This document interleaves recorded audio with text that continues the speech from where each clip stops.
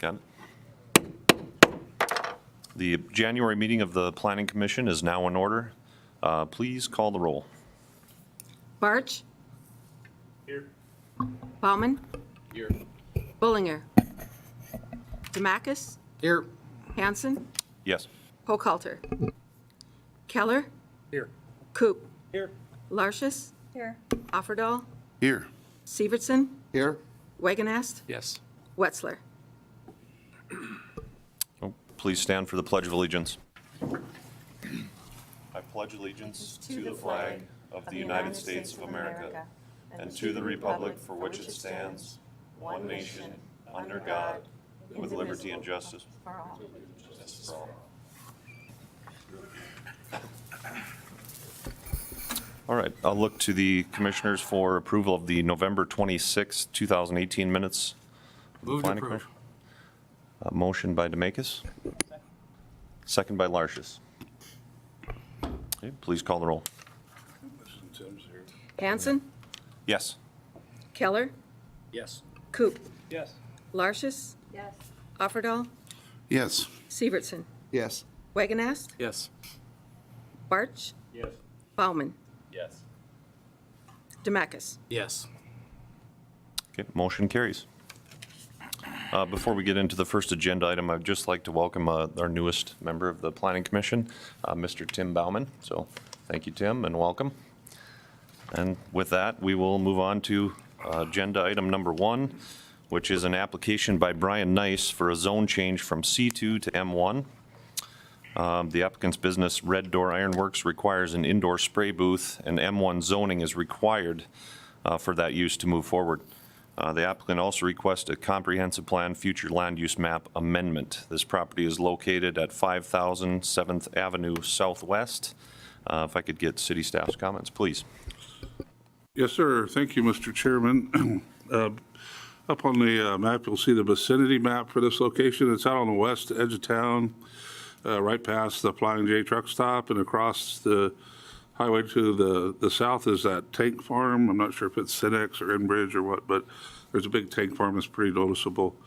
And I had the applicant approach me wanting to do the spray booth and interested in leasing this particular parcel.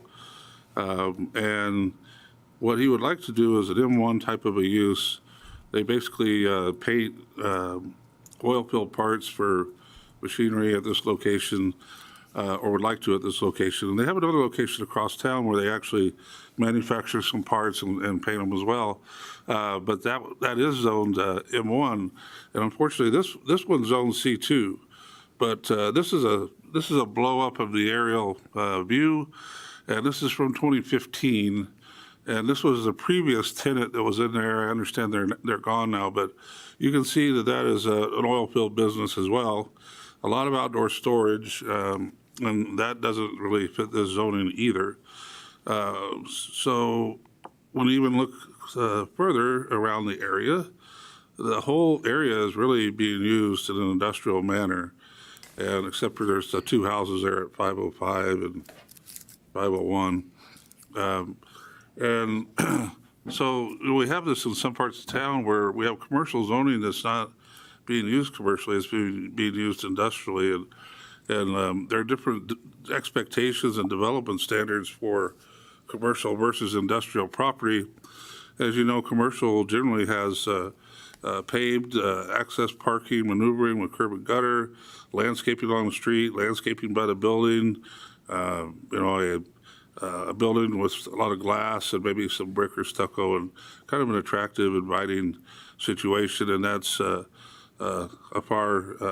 that's a lot of difference, I guess, from industrial. And so it's unfortunate that we've had this happen around town, and we need to try to kind of maybe figure out. But in the meantime, to get an answer for this gentleman, the options were to rezone this property to M1 from C2, which would fit the use that he wanted to do, and also fit the use of, or the kind of the character of the area that's developed there.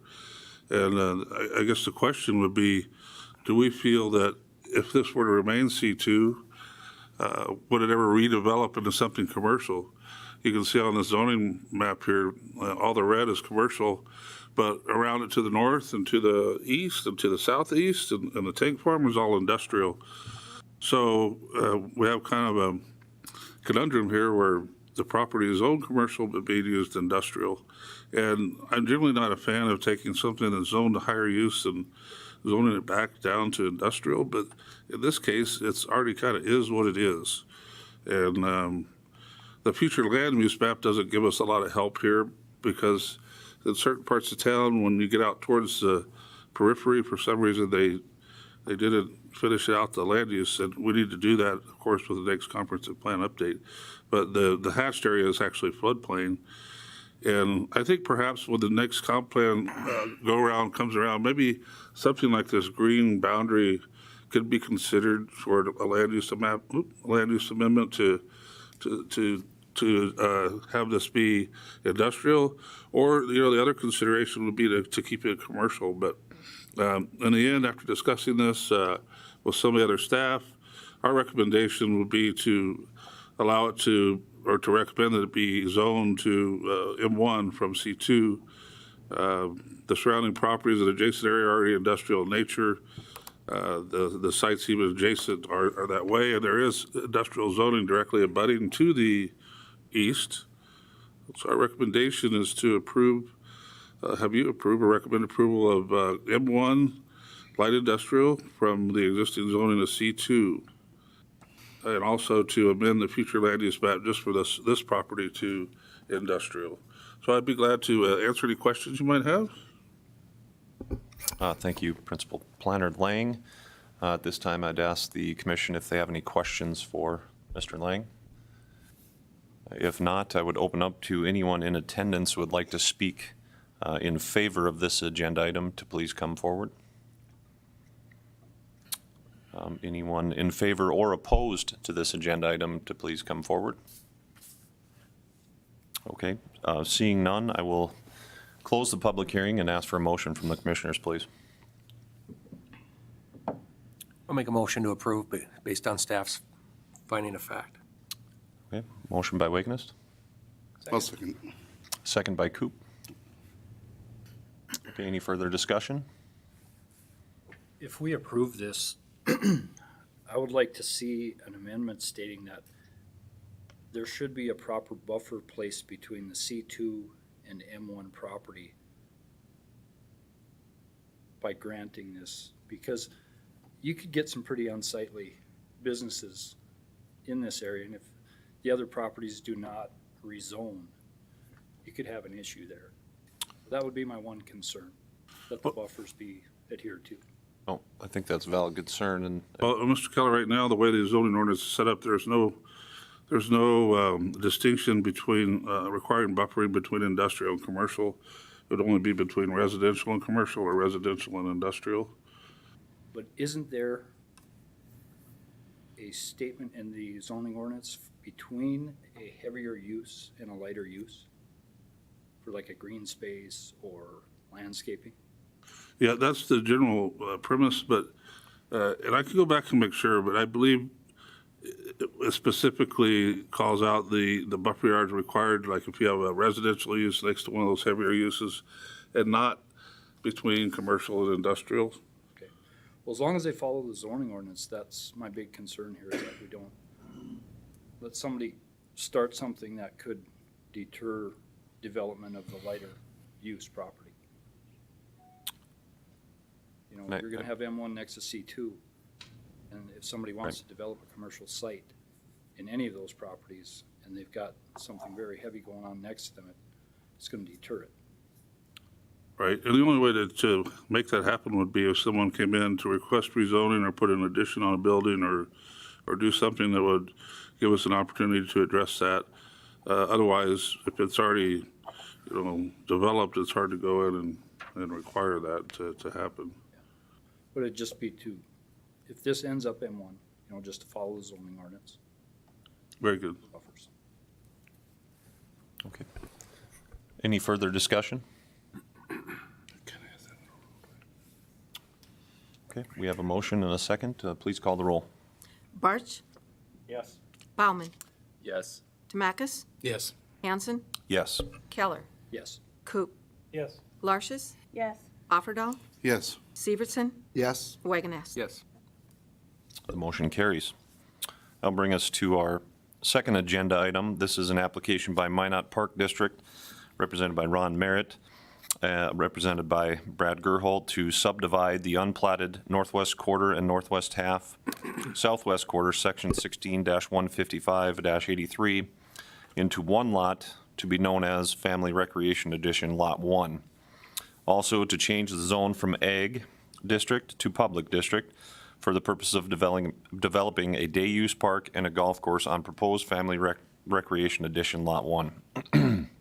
Also, an application to annex into city limits proposed Family Recreation Edition Lot 1. Also, a future land use map amendment to change from low-density and medium-density residential to parks and open space. Is that correct? Okay. This property is located north of 4th Avenue Northwest or County Road 15 West and east of Rolling Hills Drive. If I could get city staff's report comments, please. Yes, thank you, Mr. Chairman. This is, should be familiar to you because quick bit of history that you'll probably recall last August or last July or so, I think, something like that. This request came before the commission. It's exactly the same request to rezone, to change the land use, to annex, and to do the subdivision. And the board recommended approval and sent it on to council.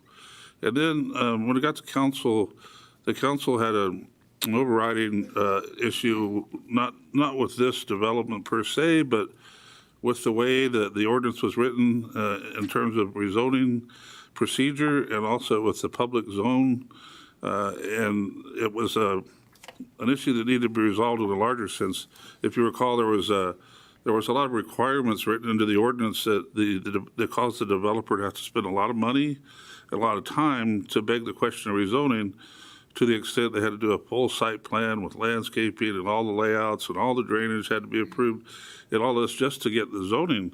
And we felt that was unfair. It didn't really follow the everyday practice that we see, being predominantly the case. And so in October, we brought some revisions to the zoning ordinance back to this body, and they went on to council and were approved. And basically, it reduced the amount of information required for rezoning to more of a conceptual type of situation. The question is this particular zoning that's proposed, does it fit this area and this character? We certainly will require later in the process landscaping and drainage and stormwater management and all those things through our development procedures. But to ask for that up front was over the top. So in October, that was approved, went on to council in November, and as you know, the commission doesn't meet in December, and so things kind of got drug out a little bit, but here we are back with basically the same project, and I know there's some consultants here that the districts had hired to work on this, so they probably have a presentation for you. So real quickly, the existing zoning here is ag. It's going to be changed to public. Well, this is an aerial photograph that shows the raw land. It's undeveloped at this time. You can see the conceptual layout. This was presented before. And again, conceptual layout that demonstrates feasibility of what the applicant would like to do, but not all the details set in stone, so to speak. This is flexible. It could change in the future, but it does show a golf course that will someday replace the one that was impacted by the flood. And for the primary use, and in the lower left corner, the southwest corner, there's that yellow outline. That's actually a day use area that would be developed with a parking lot. And don't know for sure what will happen there. It'll be based on people's input from the public and budgeting and funding and different things. But it could be playground, could be a splash park, could be some walking trails or picnic shelters or some of those types of typical parks and recreation uses that you might think of are earmarked for that location. And then you'll see that brown kind of blob on the right side of the main the red outline property. That represents a clubhouse for the golf course. So access to that would come in from the top and kind of follow the red line down. And the two elements, the playground, the day use area and the golf course are separate in the sense that there's a lot of topography. And the entrance road to the clubhouse is its own thing. The entrance road to the day use area from a completely different location is its own entity. And we have received a complaint about that particular entrance by some people that live down there, and I assume they're here tonight. If they don't happen to be, we could read it into the record, but let me continue on with this first. You can see the kind of string of blue through there, which is the existing drainage pattern that the engineers have worked with to develop a string of stormwater management ponds that would also provide amenities and water hazards and whatnot for the golf course. And they've looked at water and sewer and other things to make sure that this project is feasible. At this point, there's no money to develop any of this, as I understand it. And so as time goes on, they'll be looking for grants and maybe have a campaign to raise some funding, and maybe they'll get more money than they thought, build a really nice clubhouse. Maybe they won't get so much and have to cut back. So everything's kind of in limbo in terms of how this will exactly be developed. But this gives you an idea of the intent for the property when they zone it to public use. And there's a subdivision plat that was prepared. It shows the drainage going through there, and it's all one big lot. So there's annexation. I can show you on one of these exhibits right there in the top right corner. That's the existing city limit line. That's the edge of Bolton Heights. So it is contiguous to the city, so it can be annexed. So what we're asking here is to rezone it to P, change the land use plan to parks and open space, annex it, and approve the one-lot subdivision. And that's what the recommendation shows here. There is, in this case, some engineering, these are basically mostly engineering conditions that go along with the approval. First of all, that a stormwater management plan has to be approved by the engineering department, that the site will conform with floodplain regulations, sidewalks are required along urbanized road sections, connection fees have to be paid for utilities, a traffic impact study is required, and access to County Road 15. Improvements are coordinated with Ward County since this is out in the 2 mile. And then there'll be a development agreement put together that can address all these items that we're talking about here, and especially 19th Avenue Northwest improvements when it's upgraded to an urban road section all down the road when the golf course happens.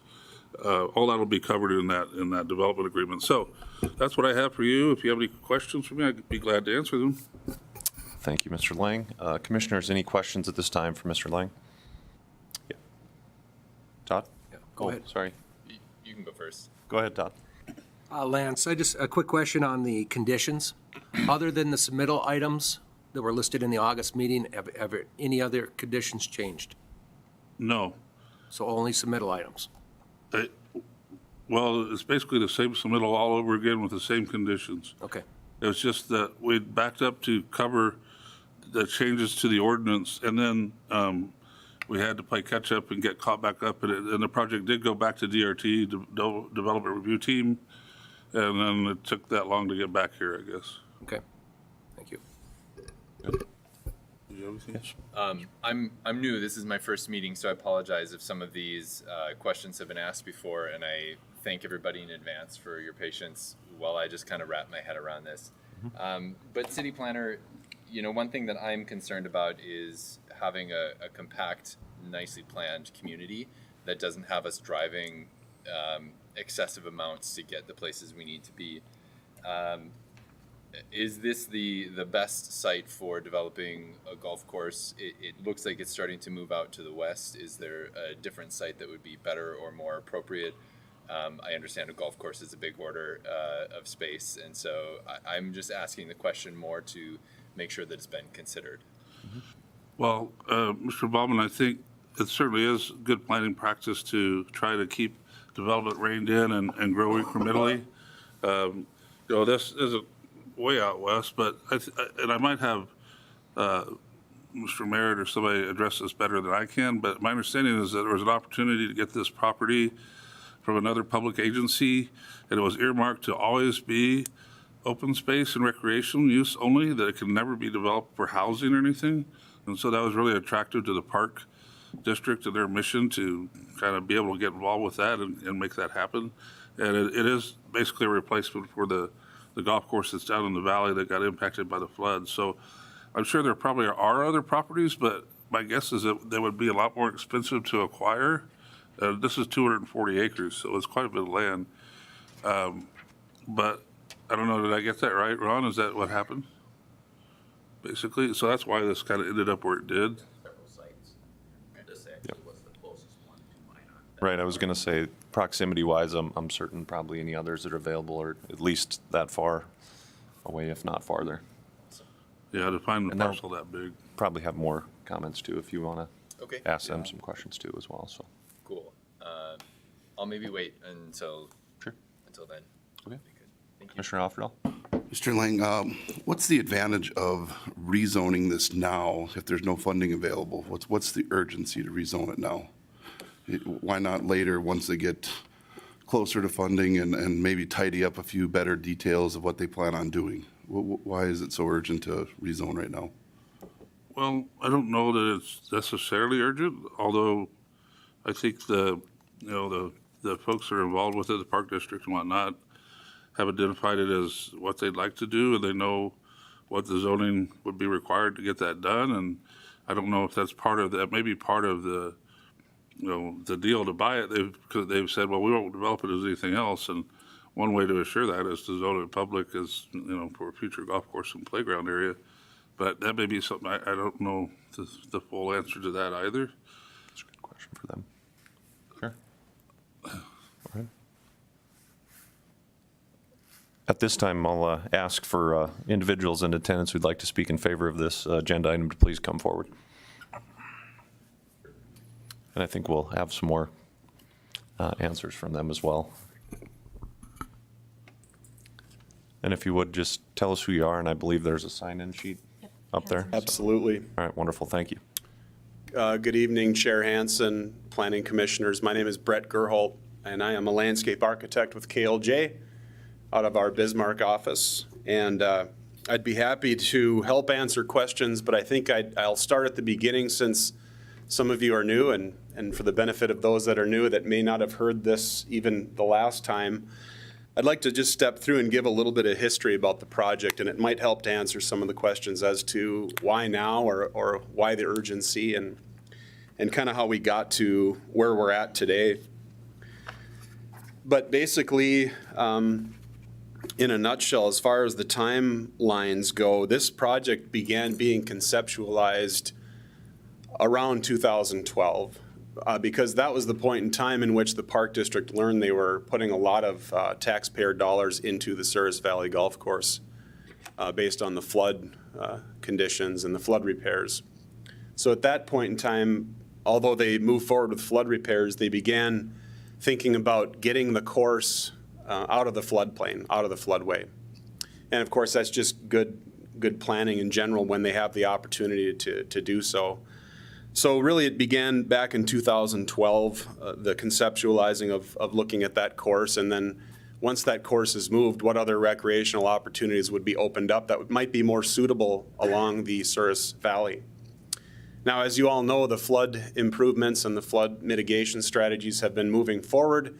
That also has an impact to the existing course. So the playability of that course has been a bit of a challenge the last couple of years, and will continue to be so to be that way as we continue to add flood mitigation strategies.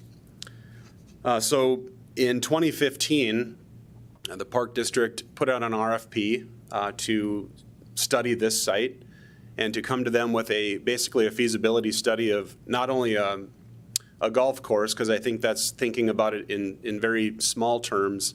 This is really what they have identified as a family recreation area.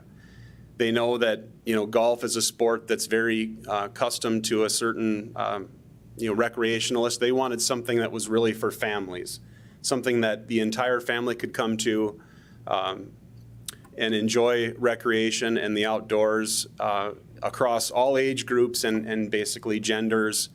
and really began thinking about it as not only a city park, but a regional park. And a regional park is one that has a draw beyond your community. And so we began looking at some of the programmatic functionalities of that space in that regard. We basically summarized our feasibility study to the Park District in October of 2015, which basically said, yes, the land was suitable for a golf course and a recreation area, and it met the objectives at that time that they were looking to achieve with their program.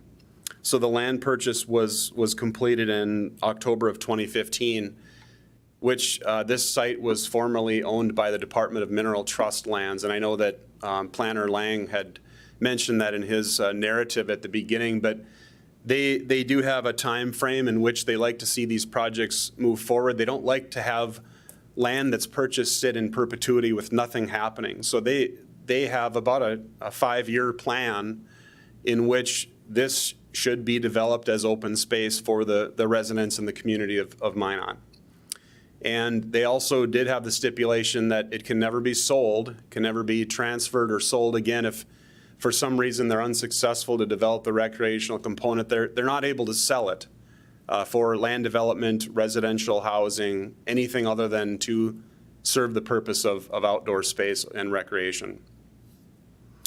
So that was in 2015. In 2016, we hired as a sub-consultant to us a firm by the name of THK, and they do specifically golf market studies. And they look regionally at the golf demand in North Dakota, and they look specifically at the city of Minot to what demand there is for golf. And that was done without the kind of the vision for deprogramming Souris Valley, essentially removing the 18 holes at Souris Valley and transferring them to the site that you're reviewing tonight. And that study summarized a demand for about 27 additional public holes in the city of Minot. And there's a distinction there between public and what would be like a country club or a private setting, is that public courses are able to offer their golf holes at a much more marketable rate. And so that was the information they looked at as far as the public hole offerings. We used that information to basically get about where we're at tonight, which is the summary of our master planning, which showed the components of the 18-hole golf course and the day-use park. Now, this is not only a summer park. It's not just one season that we're going to plan to utilize this. It's really a multi-seasonal and diverse park. We can use the golf course area for cross-country skiing, snowshoeing, sledding in the winter. So we're really, even though we've kind of compartmentalized the day-use park on the southwest corner and the 18-hole golf course in the northeast corner, again, the reason for that was not only programmatic, but speaking of the topography, there's just some insurmountable topography that we have not recommended to the Park District that they take and do mass grading to really change the character and integrity of the site. So we're really trying to keep the existing topography and the character of the site much as it is today with the proposed objectives. So again, there's really something for everyone in the park. We then, as a part of our master planning, did coordinate with several different agencies and parties. We coordinated with the City of Minot Engineering Department, the county engineer as well, the North Dakota State Water Commission, FEMA, U.S. Army Corps of Engineers when it comes to us delineating the wetlands that you've seen on the plat. Our staff went out and delineated the wetlands for the purpose of the plat. And then we've also done just a small amount of work thus far in coordinating with adjacent developing property owners to see if there's some value we could gain in some stormwater management techniques, sharing between the Park District and some neighboring properties. And we have also met with some of the adjacent landowners. I do realize a couple of them are here tonight, and I'm sure you'll hear from them, but they are here to specifically, I believe, talk about the access on the very southwest corner. And not to beat around the bush, but basically the entire site will be served by, right now, what we've master planned as 2 access points into the site. So you've got one that comes off 19th Avenue Northwest to the upper northeast portion of the site, and that will serve that large, flatter space on the northeast and a lot of kind of the golf course components and a parking lot at that location. But then that, on your plat, you'll see that Zone A is the delineated drainage, the watershed through there, which is really, really difficult and very costly if we were to try and bridge that with some internal crossing. I'll just wait until you're, yeah, I mean, essentially through the blue segments of the drainage, those are areas that we're trying to avoid crossing with infrastructure in terms of roadways or internal service routes. And so it left that southwest corner rather on its own in terms of the connection of the internal circulation. So that's why we are recommending that the Park District to basically have use of that area in the southwest, which turns out to be about a 40-acre piece when you consider the grade and everything else that's in there, to develop an access along the section line, the 33-foot platted right-of-way, to County Road 15. And we've heard from the neighbors that they that is not a very I guess opportunistic idea for them, and they would have liked us to explore a secondary means of access, which if you look at your plat, which would be labeled as 10th Avenue Northwest, bringing a potential access through there. And basically our response to that, I guess, comment during our meeting was just that would essentially move the traffic through more of the neighbor development to the west, and that we felt the best, quickest and easiest access to the day-use park area would be a direct connection to County Road 15 where the platted right-of-way is. Just to kind of convey what our intent is with the day-use park is a very passive use. The topography doesn't lend itself to programmed recreational offerings like a soccer complex or baseball complex where you're going to have a lot more of that turnover in parking and vehicular turnover. If any of you are familiar with Bismarck, the closest thing that I might be able to attribute this would be our Pebble Creek Golf Course, which we've got a lot of shared use paths and trails with topography in which there would be basically a trailhead parking lot for folks to access the trails and the remainder of that park site. So passive use, meaning the park will close as the Park District manages their other properties, typically at 10 p.m. and the security and the maintenance of those areas would be done in a similar fashion that the Park District already provides in their other facilities. That is basically a nutshell of where we are at today as it relates to costs and the timeline. The longer we wait, there's certainly been tremendous opportunities through Outdoor Heritage Fund, and the Park District's been very successful in achieving grants, free money to develop recreational space. This site would be perfect, and the Park District really would like to begin to offer this space to the citizens of Minot. They've purchased the land, and so instead of basically sitting on it, they would like to get people out there utilizing it, enjoying it, and it's just another added benefit to the quality of life that is Minot. So we would prefer not to sit on it for too long. I know with everything, every year costs increase and the ability to do projects becomes even more difficult. And so I know the time frame is a bit up in the air, but from what I understand, the Park District doesn't really want too much grass to grow underneath their feet as far as the development of this goes. So they'd like to begin at least by development of some of the trails, maybe some of the more passive elements that are lower cost, to begin, again, getting that utilization out there, and then bring on some of the more costly items. When you start talking about the golf course development, is certainly one of those more costly items. So with that, I'm going to stop, and I think I've reached my your attention span. And so I'll pause and see if you have any questions for me. as just a brief introduction, I've also got our civil engineer, Brad Krogstad, with me this evening, and of course, Executive Director Merritt, to answer any questions you may have. So, thank you. Thank you very much, Mr. Gerholt. And at this time, Commissioners, I'd entertain any questions you have for Mr. Gerholt.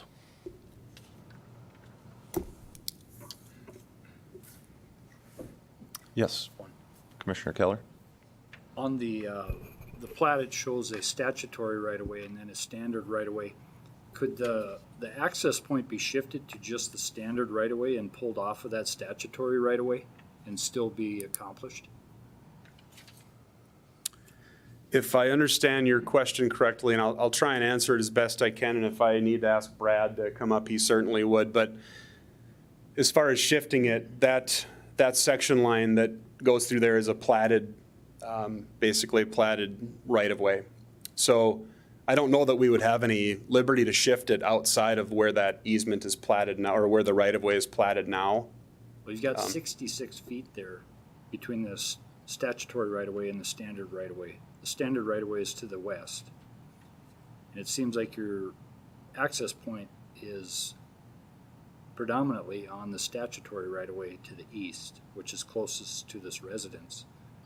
Could you take advantage of more of the standard right-of-way to the west and alleviate the concern of this property owner? Shortest answer is possibly. There's some other issues that are there that we are trying to be good neighbors and kind of address. In terms of some driveway locations that may be encroaching or maybe inside of that area, we're trying to work with them not to have to disturb anything that they have in place at this time. And we would certainly continue to try and do that. But it's my understanding that and the gentleman that owns that property is here, but it's my understanding that there's a potential that some of his driveway is actually inside the section line right-of-way.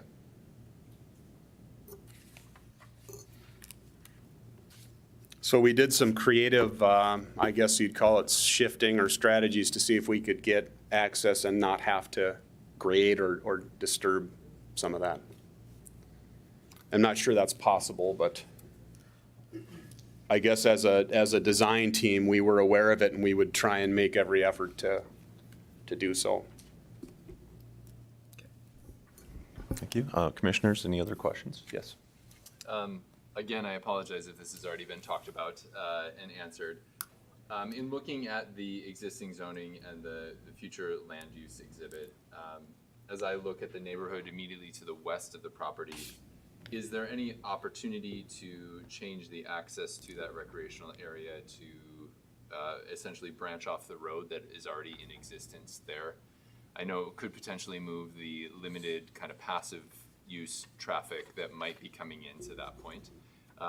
But from neighborhood planning, it could also provide really free and easy access to the residents living in that neighborhood to move that access from the very southwest corner of the plot to a little more north and fully west, which may alleviate all of the issues and give better access to people, kids, anyone who's there and won't have to go to a highway in order to access that park.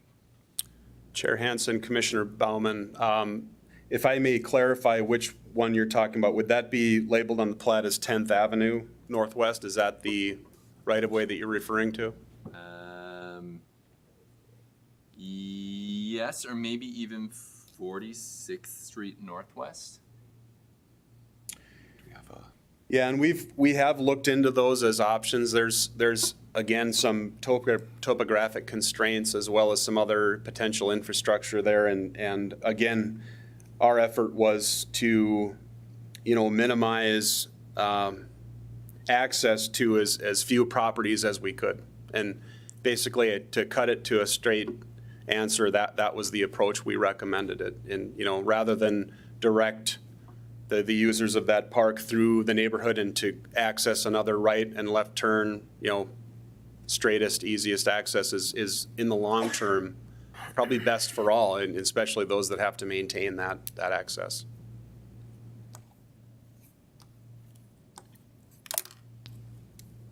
Commissioners, any further questions for Mr. Gerholt? At this time, I'd ask if there's any individuals in attendance, and Mr. Gerhold, if you could hang around in case we do have another, I appreciate that. Any other individuals either in favor or opposed that would like to speak today to come forward? And again, if you, I'm Deborah Hunter, and my house is, can you pull up Exhibit 1 from KLJ so we can get my house is in the corner where this access is planned, and directly across from the access is the Green Thumb greenhouse and the pumpkin patch, and that whole area to the north to the south and west, that whole area is full of cars when the pumpkin patch is in season in the fall. And to me, it looks like a traffic accident waiting to happen. And also, I was just wondering, where are they getting the water for the golf course? Where is that access? sure. Mr. Gerhold, if you'd like to take that, and Sure. Ms. Hunter, if you'd like to hang around, if you'd like to Sure. ask more. Thank you. And this is can you pull up this, Mr. Which one are you? Gerhold? Well, I don't know that they have that exhibit. Oh, okay. But I guess in summary, This one shows her house right in the corner. this is Ms. Hunter's property here.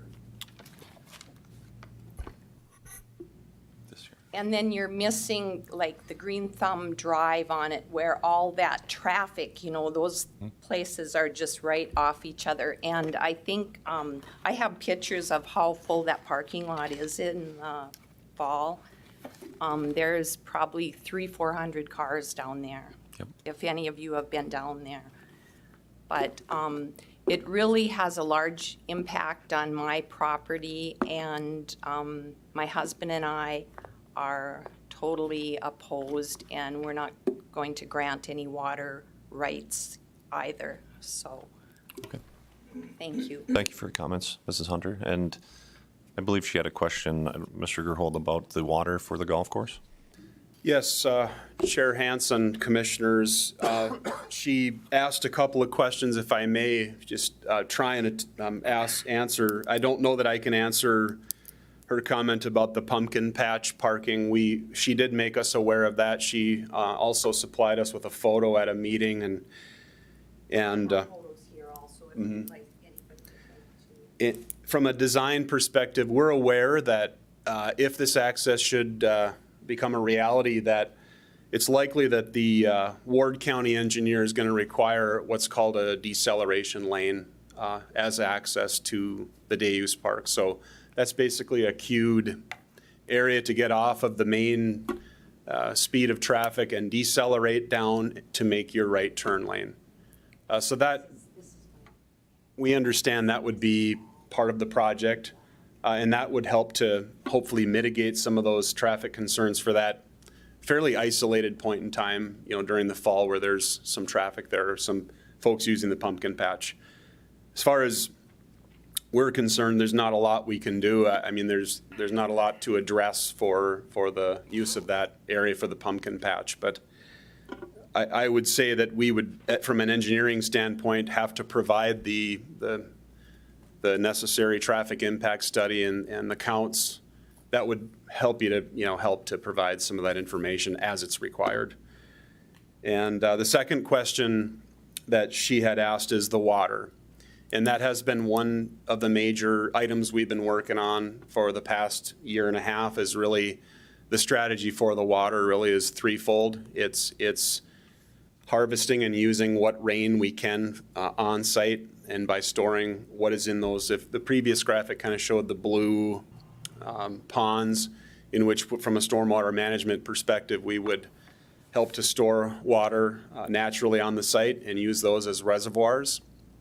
The second item that we're working on is basically approval to kind of start to decommission the water credits that the Park District is utilizing for Souris Valley and apply them to this site. So we would have a direct connection, and this is a great graphic. So straight south, we would have a water pump that would supply supplemental water to water the course. And we're working on easements with those property owners to the south.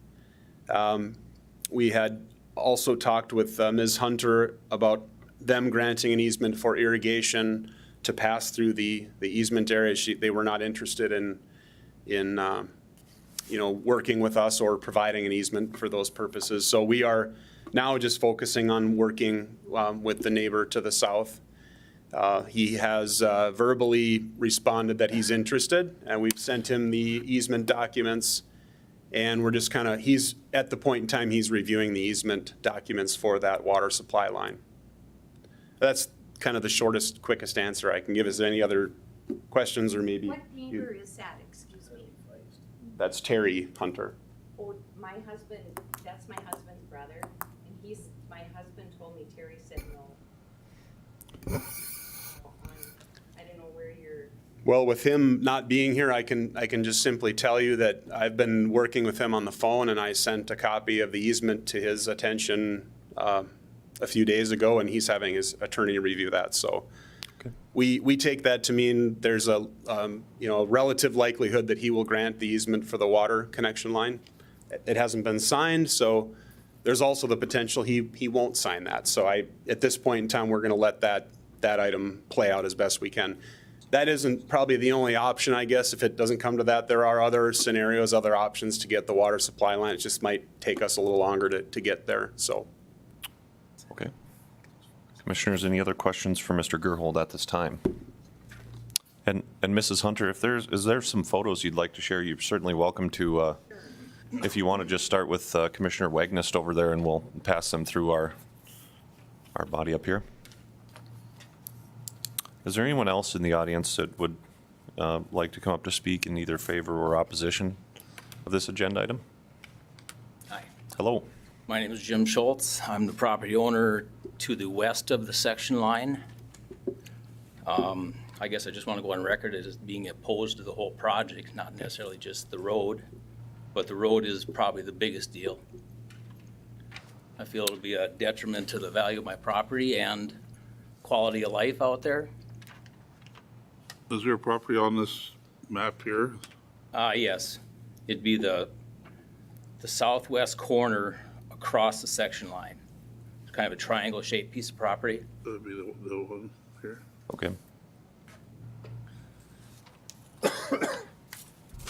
Excuse me. Could you point it out on this map up here? Sure. I think that's a road. Okay, thank you. Okay. This one, this one here. Okay. It's on the map that's going around. Okay. Thank you. Commissioners, any questions for Mr. Schultz? Okay, thank you, Mr. Schultz. I'd ask again, anyone in attendance who would like to speak for or in opposition to this agenda item, come forward.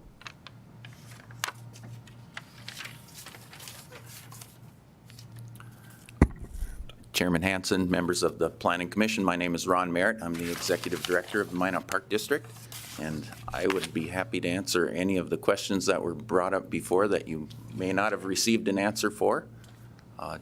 We are trying to move forward with this project. As Mr. Gerhold said, one of the conditions when we purchased this property was within 5 years of the purchase that they wanted to see progress on moving ahead with the master plan that we presented when we purchased the property. We are also looking at timing of applying for grants with the North Dakota Heritage Fund. There's a spring and a fall application this year. With funds available, we would like to submit a plan to provide access into this property wherever it happens to be and try and get started on a plan for some trails. So that is why we're kind of before you right now. We're trying to get this set up with all the requirements that you will have for us to develop this property and try and move ahead with some kind of access in for the public that owns the property. Yes. I guess my question is, knowing a little bit more about the project now, as we've heard from different people, what do you see as being the biggest changes to the way the land in that southwest corner exists now, and what you imagine it would exist like after being turned into a public use park.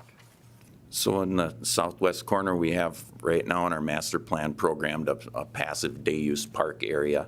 I would imagine it'll be used as a trailhead area. There, could be a restroom there, probably parking and playground facilities, but I would imagine it will become a trailhead area for people to access the trail system that will go through there. We are planning on having a trail, if we're able to work out the access issues, to connect to the trail on the county road that goes to Burlington and be able to go through and connect to the citywide trail system to the north and east. So other than that, it's just a master plan at this point, and we'll kind of see. We don't, as Mr. Gerholt stated, and this has been the philosophy as we look at master planning the golf course as well, we're trying to do as little as possible to change the topography of the property. It's a beautiful site. We don't want to have to do a bunch of major earth moving on this site. Just as little as necessary. Commissioners, any other questions for Mr. Merritt? I don't for Mr. Mayor, but I have a question, Okay, well, if there's nobody else. okay. Mr. Chairman, I'm curious, Mr. Lang, your recommendations are approval of this development proposal as presented, and then including amendment of the future land use map, rezoning, changing in a one-lot subdivision plat, and annexation. I have a real problem approving a plan that's basically contingent upon a whole lot of things. This is not a known plan with this golf course. Is that part of this? Because the way I see this, I don't have a problem rezoning this property at all to public, but I've got a problem basing everything off of an unknown projected, we want to do this with this property in 2 or 3 or 4 years. I like to see more concrete plans before they ask this board to approve any sort of plan. Is that part of this, or am I misreading that? Well, what do you say that you have no problem rezoning it public? I don't have a problem rezoning it public. Then the way it would work, the way that I think that it works is you agree that it would be an okay site for a multi-use recreational area with a golf course, with some trails, with some... No, not necessarily, because public use comes under a number of different ranges. This is publicly owned land, this is city-owned land, and it needs to be zoned public for them to use it when they come to us with a plan for that use. My problem with this plan is it's unknown. It is completely contingent. I'm not saying it's a good plan. I'm all for the development of that area, but give me something a little more concrete than, yeah, we kind of hope to build a golf course. Well, I would say that they've spent quite a bit of time and Address money that. with laying out the golf course, even though it's conceptual. I mean, they didn't, to my knowledge, just draw a bunch of circles on there. I mean, they've looked at topography, how the golf course would lay out, how the water course would work, because there is a lot of topography and slopes and drainage, existing drainage that comes through there. They've looked at that as part of a water supply too. So is it a finished plan? Is it going to be built exactly to the way it looks? I'd say no, but I would say it's pretty close. Well, since I've got Mr. Merritt back up here, since there's been a lot of, oh, we hope to do this and this, and this amount of time and this amount of time, give me a window. 1 year, 3 years, 2 years? I don't want to just hear, we're going to do it sometime. So Chairman Hansen, Mr. Demakis, I can't give you a firm date as to when we're going to build the golf course because we don't have $6 to $8 million in our bank right now. We're working on that part. What we can tell you is we want to proceed with the trail portion of the plan and the day use park. The golf course will come. There are many people in town that don't feel that it's appropriate for us to even be building another golf course right now. We're going to be replacing the one that is in the river valley and moving it onto higher ground. I guess I respect your opinion, but I wasn't aware that that was a condition of getting the zone changed to public, that we had to have an actual plan in place. I thought that was why the zoning requirements were changed in the public zone because of that. That's not what I'm saying. Then I don't want to see staff recommends approval of the development proposal. I don't want to propose a proposal that may not be known. And it's not required to rezone you to public. That's what I'm trying to clear up. Can we separate the proposal from the rezone? And I believe we can because of the changes we made to the ordinances, if I'm correct. That's the way I have read it. I just don't like, I don't like approving, I don't like that wording. I don't like approval of a development proposal. Okay. We'll get, What would be your suggestion then, I guess I don't understand what the alternative is. You want to say that you would approve rezoning the public, but it would have to come back at some point so you could see what they wanted to do, or? Are they not going to have to at some point come back to us with a plan for the site? Or are they just, is the park district just free to proceed? They wouldn't have to come back with, Okay, all right, that's why the traffic study and okay, I got you. yep, and we still have the open public portion of this, so thank you, Mr. Merritt. And if there's anyone else that would like to come forward, either in favor or opposed at this time? Okay, seeing none at this time, we will go ahead and close the public portion, and I will bring this agenda item to the commissioners for a motion.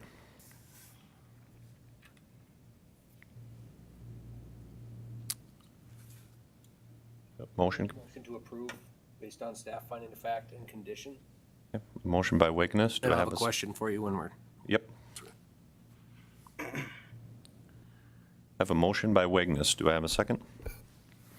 I'll second it. Second by Keller. And any discussion on the motion? Mr. Chairman, so to follow up on Commissioner DeMakis's comments, could we get clarification on whether, as the plan develops, or as the site develops, clarification on it? I would assume we'd see that as it comes. It's just not I do agree with Commissioner DeMakis that it's hard to prove a development plan we haven't seen, so. Right? but it's not. So a plan- clarification on whether we're going to see the plan once it develops or not. It's not a planned unit development or anything. I mean, they would have to get building permits to build the clubhouse when the time comes. Excuse me. But that's why engineering is asking for a traffic study, stormwater management plan, to make sure it all fits into those parameters. But to my knowledge, there wouldn't be a plan that would be presented to the commission at any time in the future. The concept plan that shows that it'll be a golf course laid out similar to what's shown in a day use area, there's a traffic study and all the things that are in the recommendations and conditions would be what would get approved today. If that's not the direction you want to go, that's okay with me, but you have to tell me what you'd rather do, I guess, because it's not a planned unit development. There's no vehicle I'm aware of to do that unless we look at some kind of other alternative. So does the planning department, do you stay engaged in the development of the property as it goes? It just doesn't have to come back to this body, is what you're saying? Yeah, staff, the reason why we took a lot of the requirements out of the zoning chapter was because the stormwater management and the traffic study and building permits, I mean, there's a site plan review process that engineering goes through, and then when they build buildings like the clubhouse, that'll have to get permits, and they'll have to have plans approved, and landscaping and drainage and paving and all that stuff is part of that. But that doesn't come back to you. Okay. That goes to staff. Okay. Unless there's another need from us. Right. Whether it be a So variance or that's something. a little bit more clear as to what I was driving at. Okay. Yeah, thanks. Okay, any further discussion on the motion that was made? So, again, please go ahead. I apologize, being new and getting kind of my feet wet. Mm-hmm. If we approve this rezoning, we then have no further input, and it's up to a separate entity to figure out the details of right-of-way, of water rights, of development timeframe, et cetera. Is that correct? That's correct. That's correct reading of things.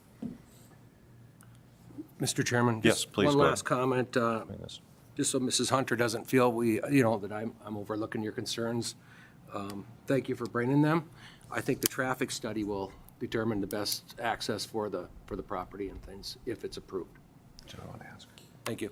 Do you want to, we're going to make copies of them? This could be beneficial for the pumpkin patch as well as the day use area. Correct. Because living west of town myself, there's considerable traffic during the pumpkin patch use. And I think a little thought and investment in that area would help with access into that as well as into the stay use area. Well, they already have their access into the pumpkin patch.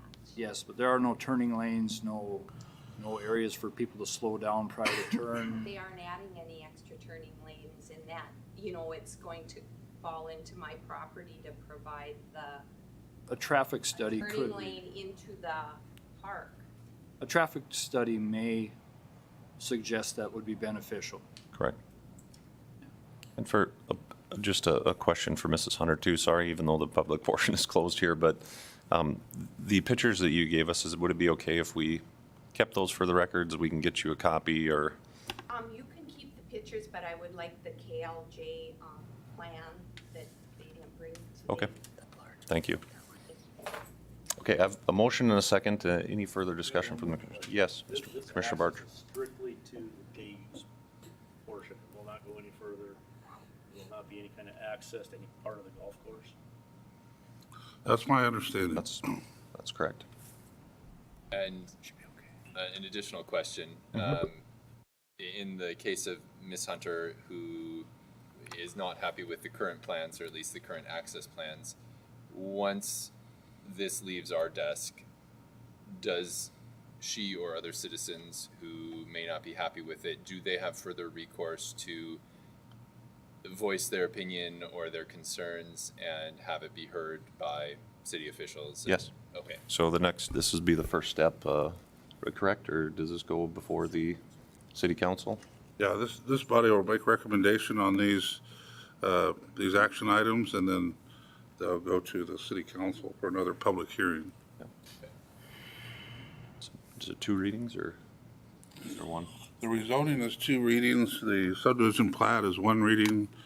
I'm not sure about the annexation, but it all kind of catches up, because like if the subdivision plat gets approved and there's still a second reading for the rezoning, then by the time the plat gets signature blocks filled out and gets things done so it's ready to record, and they all kind of end up together. And then there's also a subdivision or development agreement that is going to be part of this, that addresses the traffic, the sidewalks, the stormwater, and all those kinds of items.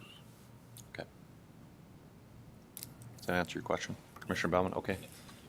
Any further discussion, commissioners?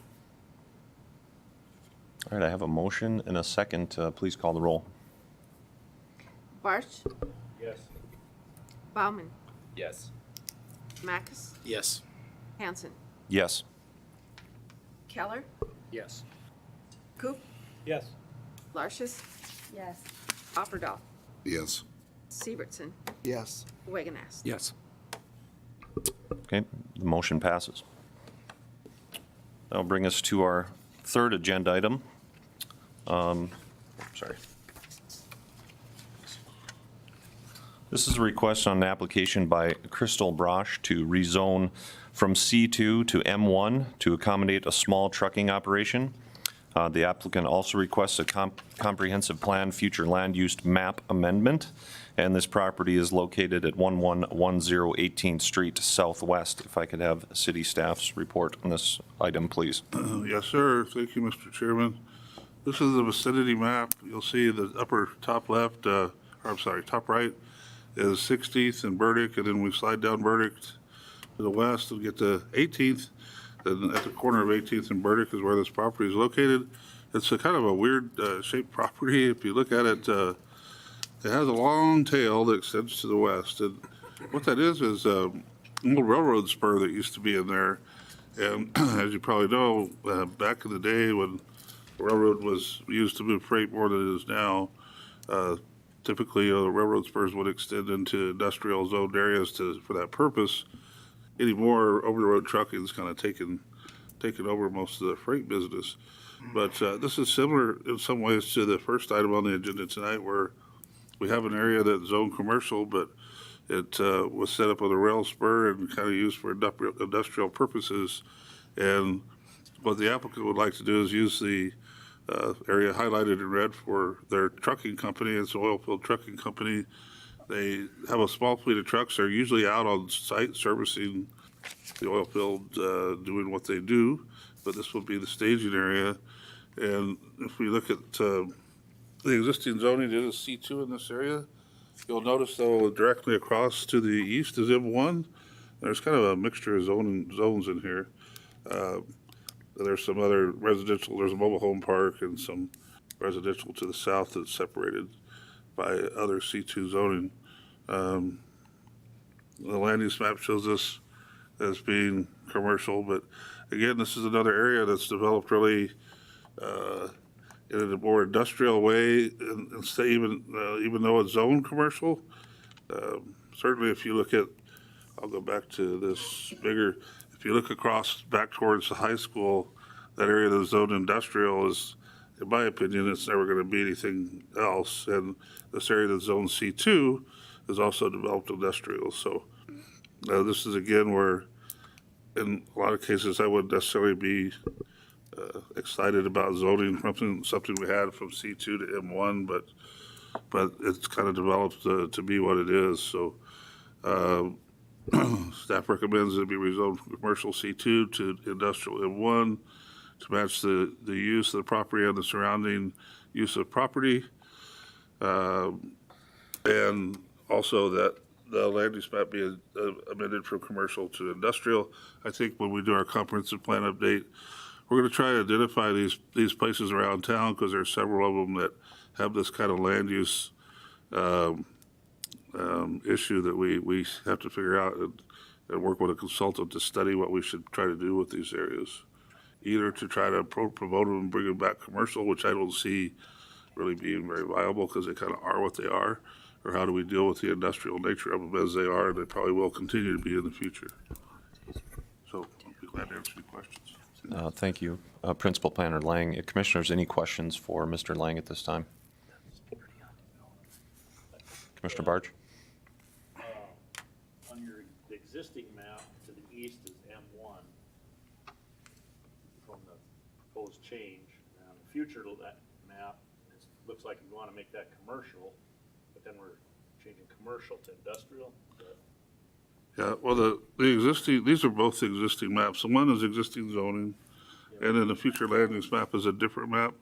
But this is the existing future land use map that shows all that area is commercial. Again, the question is then, do you think that this area, if you look at it here in a larger scale, that is primed for commercial redevelopment, or is it an industrial area? That'd be the question. Yeah.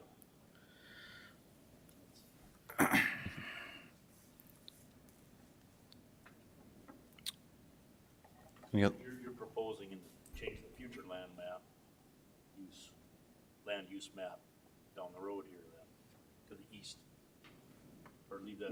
Well, I don't know. I mean, I think we need to look at this whole area as well as the area that we looked at was agenda item number 1 tonight, as to how do we deal, because there's other places around town that have the same thing going on. They're all zone C2, but they're not being used that way. So what's the strategy to either change that or make it more palatable? Mr. Keller talked about screening and buffering and some of those kind of things. It's hard to go back and retrofit or require things to happen after the fact, but there may be some ideas we can come up with a consultant to try to address some of these issues. A lot of the screening would be to a property that's also more industrial than commercial. So I'm asking for somebody to do that, to screen from basically a non-conforming would be a difficult task for us, I believe. So potentially something to look at through review of the future land use map. So if things do come, if things change in this area, that would help us better do that. So. Right, the comprehensive plan is a guide for future growth, and so the land use map is just part of it.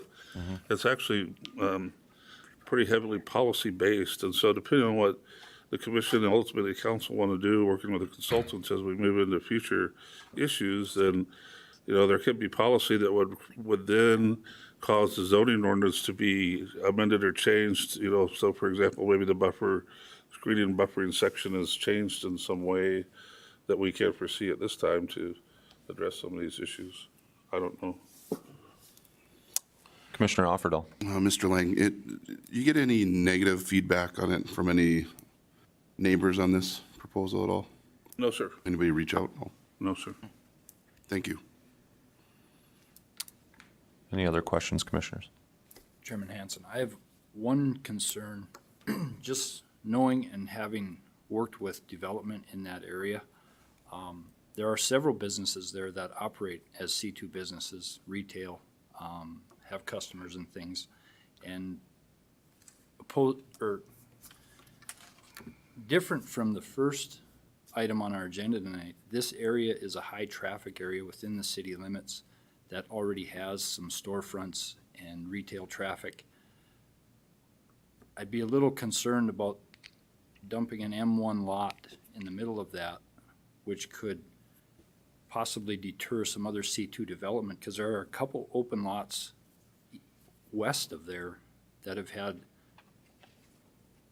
interest in developing commercially, and it would fit very well in that area. Changing that lot that is basically undeveloped to an M1 zone could have a detrimental effect to the existing retail that sits along that street. I believe that's what we're here to decide for sure, yes. Very good points. Yeah, it could. I mean, it could, I don't know. Commissioners, any other questions at this time?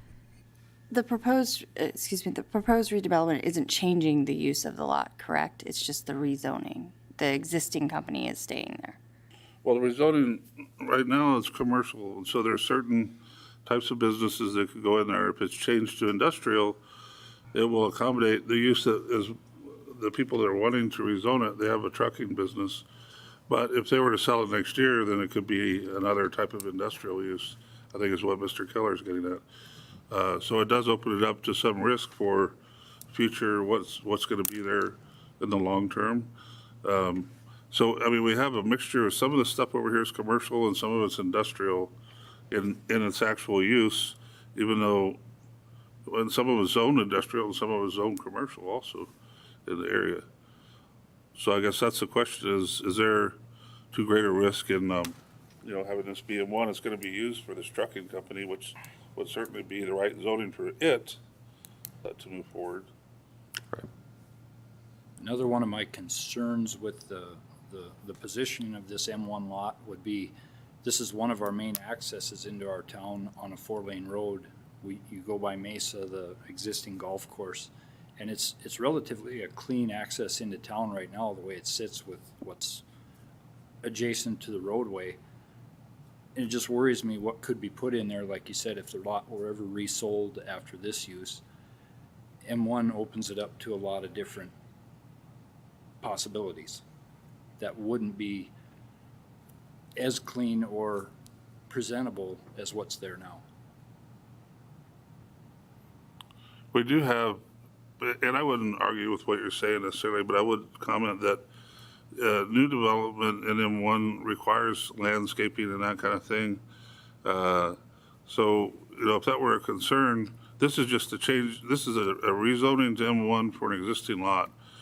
But I don't know what, for sure, if the owners, I don't remember talking to them, if they, because they have their trucking business, if they're going to build an office building or make other improvements to the lot, it might require a building permit. But if they were to do something like that, we would require them to landscape it and bring it up to today's industrial standards, which are going to be better than that area right now, better than what the standards are that exist. I just don't recall exactly what they said in terms of the improvements they want to do. The other thing is that it does actually have good transportation access through there. I know, like you say, it's a main thoroughfare through town, but that also provides good access to get the traffic out.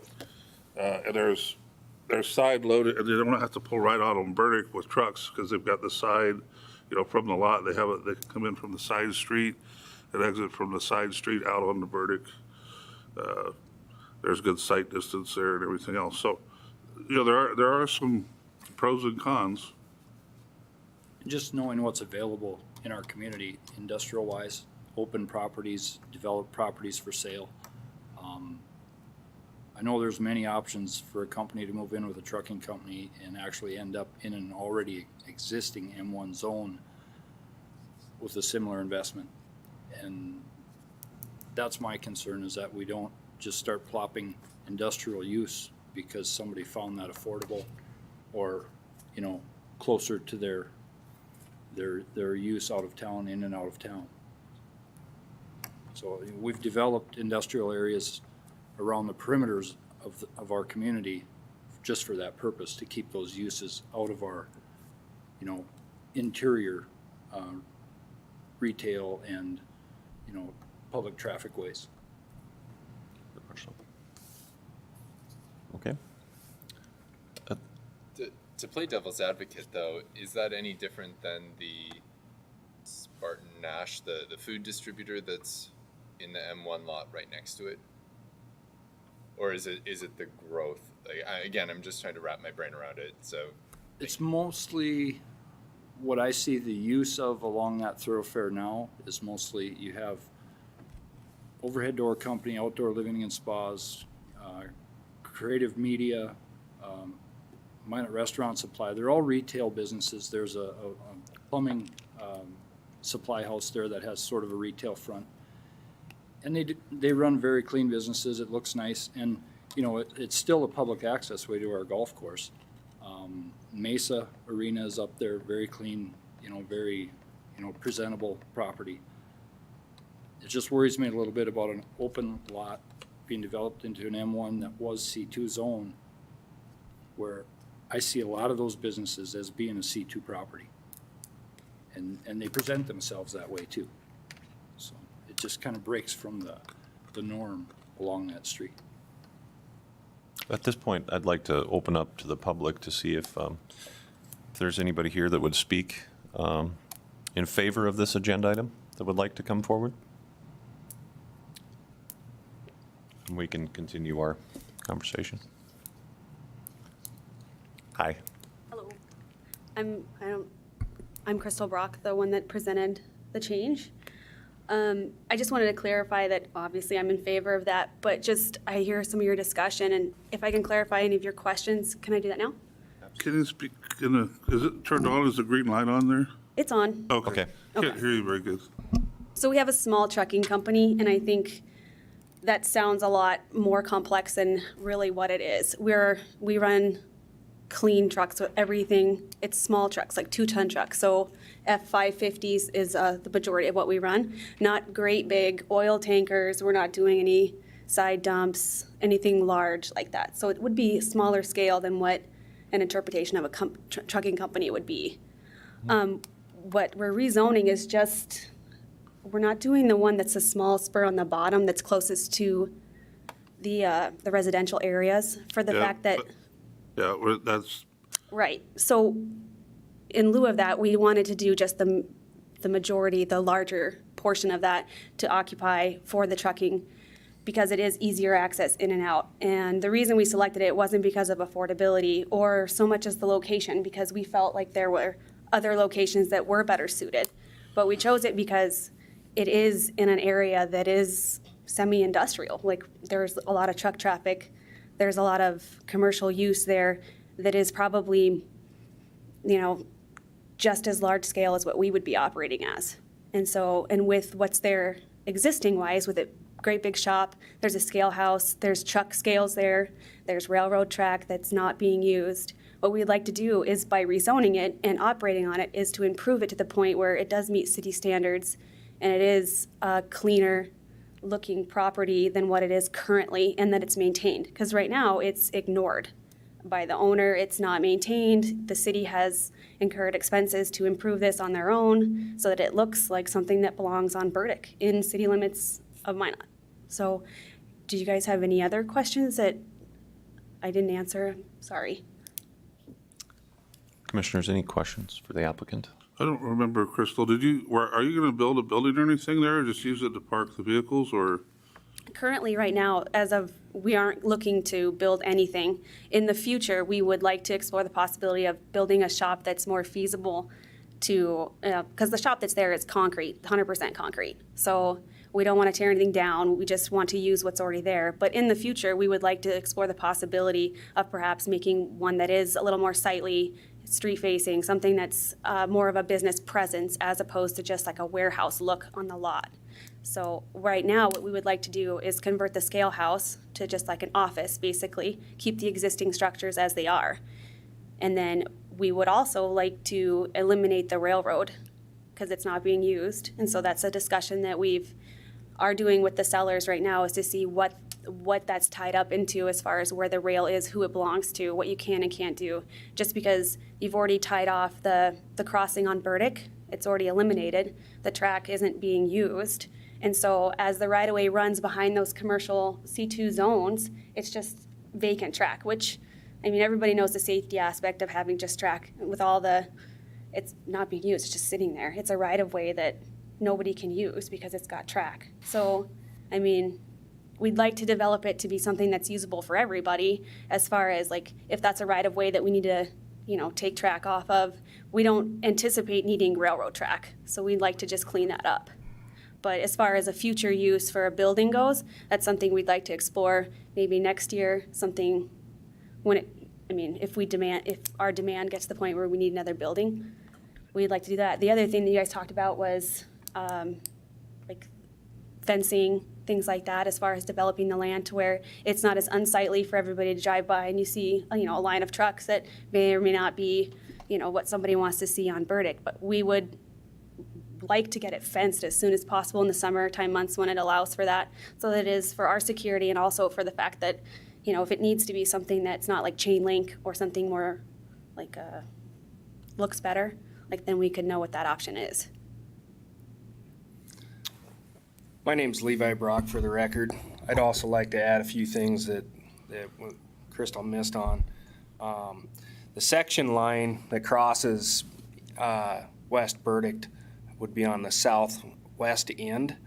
That rail line has been discontinued through the roadway there, so at the point where we do possibly annex this into M1, if we had to go through and leave that as C2, it would probably be beneficial to everybody else joining that property, adjacent to the property, whatever. Because as Crystal said, there's really no use for it. There's 40-foot of right-of-way there. So at the end of the day, nobody's ever going to be able to build in there, maybe put a walk path to what? Nothing. You're not going to be able to utilize it at all. So at that point, what we'd like to do is try to, split it off and give the property owners adjacent to that property the first option to extend their property 40, 60 feet and leave that into C2. So all we'd really like to aim for is putting the bulk of the property into M1.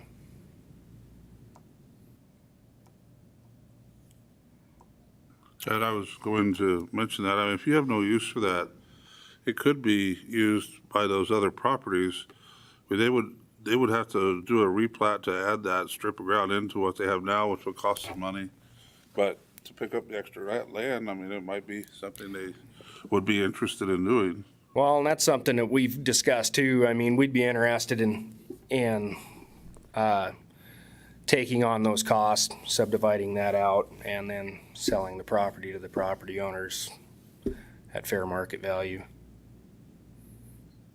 We just like to see that, sorry. It's just such an odd layout for that property zone. So, we're not really trying to take advantage of anything as far as, by rezoning it and reselling it. We're local. We've been here for 2.5 years. We work out of Minot. We live in Minot. We'd like to stay in Minot. So as far as like you guys discussed about reselling it, to, for future, like that's as of right now, that's not in our 5-year plan. It's not in our 10-year plan. Like, we're trying to establish our family here. We're trying to establish our we're trying to live here and work here and make it work. But we're not interested in upsetting any of the residential aspects or even the commercial guys down the line that are to the west. And by taking out the railroad spur and talking and opening discussion with those guys about that, if we could, make it more feasible for the other companies to be, utilizing more property on their end. I mean, we understand the fees and everything else for getting the right of way, put into just regular zoning for them. But we just like to, it's kind of an eyesore. I don't know if you guys have been over there lately. It's not the prettiest lot in city limits, out of city limits. It's in kind of rough shape. So we'd like to take the opportunity to, own that, rezone that, and, have something that looks nice and represents us as a company and can allow for a little bit more development in that area for the small businesses that are there, that are pretty limited by that railroad access. Because there's no entryway for some of these other plots, like Feral Gas, which is to the south of that spur. There's a couple other buildings right there that none of that has any access because of this property and the way it's laid out and the way it is. And so that's another part of our discussion, is that we would like to put a right-of-way on, which would be 18th, in the most southern portion of that. There's a road there, yes, and it does allow to go to those lots, but that's technically private property. So we would like to add an easement there for everybody to have public, I guess it is public access for their businesses, and, so they can also maintain their property. When these properties were developed, their access point came off of the actual rail line.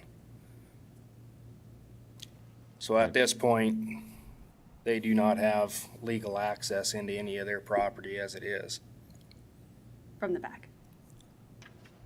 unless they want to go down the railroad tracks. It's interesting. Commissioners, any questions for the Brocks at this time? I thank you guys very much for coming forward.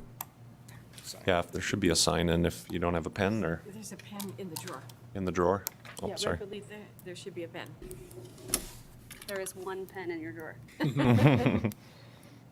a tight budget. At this time, Retarded. if anyone else in attendance who is either in favor or opposed to this agenda item, to please come forward at this time.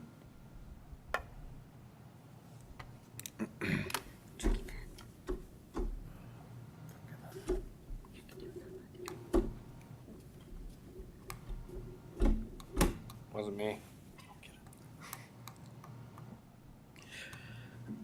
Commissioners, I'm Dwayne Peterson. I'm here to support the Brashes in this project. Just a comment, the Feral Gas tanks, big, huge propane tanks, if that's not industrial, I don't know what is. And then to the east a little bit, Waste Management has a lot of garbage truck traffic, and that's also on the other side. So the prior use of this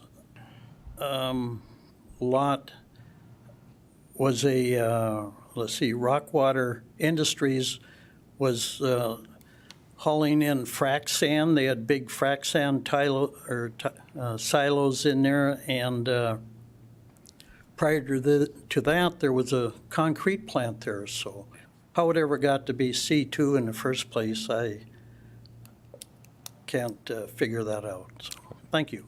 Yes, and Mr. Peterson, if you could sign in, we'd appreciate that. And commissioners, do you have any questions for Mr. Peterson? Okay. Any others, individuals in attendance would like to come forward either for or against this particular agenda item, please come forward now. Okay, seeing none, I will close the public hearing portion and ask the commissioners for a motion on this agenda item. Motion to approve. A motion to approve from Commissioner Wagness and a second from Coop. Any further discussion on this item? Real quick, I'd just like to say that I drive by this 3-4 times a day. I live south of there, up the hill, and if you are going to improve that lot, I welcome it 100%. Across the street, the neighbors aren't any better It's kind of an awful looking area going into a pretty nice part of town. So I hope you do a nice job with that lot. Any further discussion? I guess I'd just like to go on record saying that I don't know if this is the right place, but just letting people know a railway tie like that is prime bike walking and community healthy active transit perfect for everything, especially abutting a residential neighborhood. It's not far from the high school. It's not far from Mesa. And I know this isn't the time to act on that, but I would just like to publicly say it would be a great opportunity for our community if we considered the idea of developing trails and paths using that retired railway spur to potentially connect some different parts of our community and provide access for, again, active transit getting to parks or recreation areas or schools. Rails to trails. Yep. It works all over. Thank you, Commissioner Bauman. Any other discussion? Yes. Mr. Chairman, Wiggins. I'd like to encourage our principal planner to follow up on, we've had 2 items on the agenda tonight, that identify these types of areas in town. And I think it's good, the time would be, now to identify, do a study on them, identify them, and start down the path of, deciding how we're going to deal with it.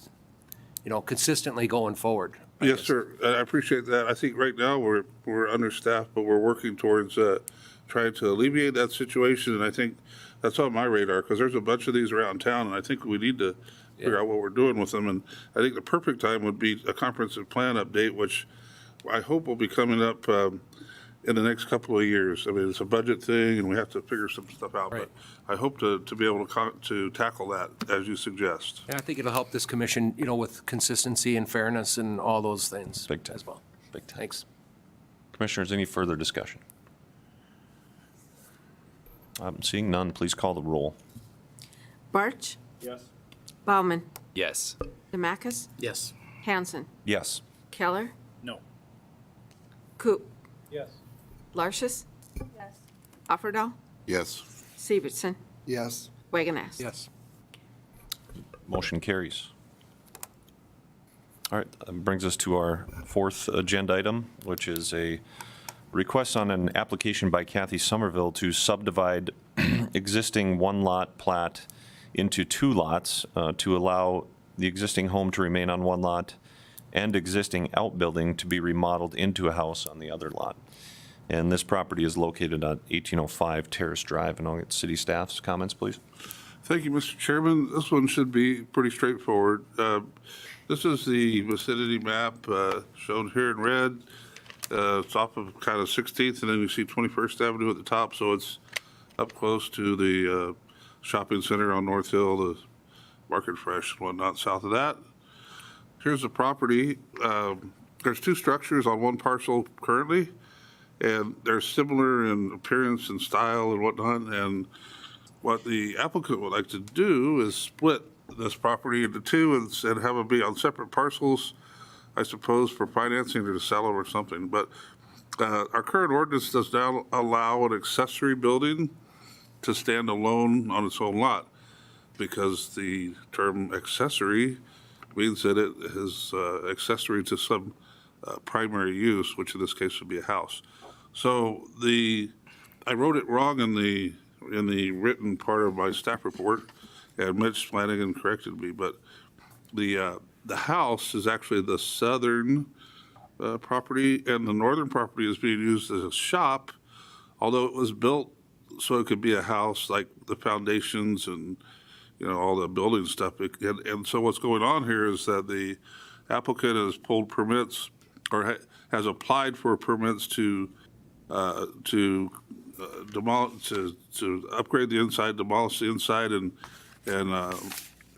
permits to remodel the northern structure into a residence. So after this plat is recorded at the registered or recorder of deeds, then the permits have been applied for, haven't been issued, but they can be once it happens. So here's the plat. Once that gets filed, they could come in and get their building permit and start remodeling the northern structure into a house, and the southern structure already is a house. I had it backwards in the written. I thought the house was to the north and the shop was to the south. So to correct that, it's the northern lot that is going to be remodeled into a house. So if there are any questions, I'd be glad to answer. Well, it'll be findings of fact, pretty straightforward, and recommend approval of 2-lot subdivision so they can begin renovation on the accessory building into a single-family home. Thank you, Principal Planner Lang. Commissioners, any questions for Mr. Lang at this time? I'd ask if there's any individuals in attendance who would like to come forward to speak in favor of this agenda item. Any of those either in favor or opposed to come forward at this time? Oh, thank you.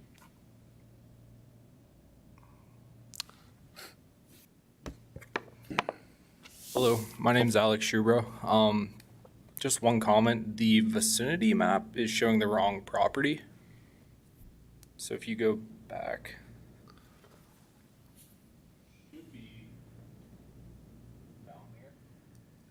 So I don't know if that's gonna make an issue. Okay. So What do you say? I think this is showing this, yes, this map here he's saying is showing the wrong property. It's actually here, Oh, I believe. Oh, yeah. Yep, you can see it here now. It's this one. Is that all? Thank you very much. well, Yep. It looks like that, doesn't it? How is this? Does that present any issues? yeah, I wonder how that is the right one.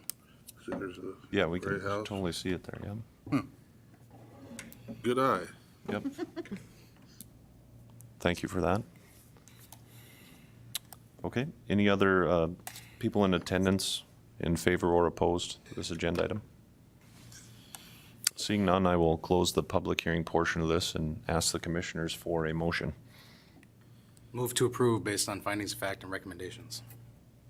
Motion by Demekis. Second. We'll give the second to Offerdahl.